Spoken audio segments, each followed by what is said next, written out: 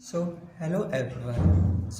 This is an Arduino Trainer Kit in which you can see a power module and controller and many sensors on board. Here, a power module gets on by giving the 12 volt DC jack, by which it gets on and gives the three outputs like 3.3 volt, 5 volt, and 12 volt, which we can use as an external power supply. And here it is an Arduino Uno, which is a controller.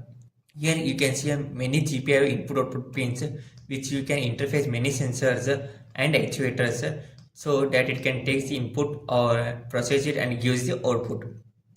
And here you can see many components like relays, IR sensor, DHT11, push buttons, and MQ2 sensor, which is a gas sensor, servo motor, ultrasonic, and buzzer, LEDs, Bluetooth, pressure sensors, and many more sensors. And we are also given the breadboard for an external connection.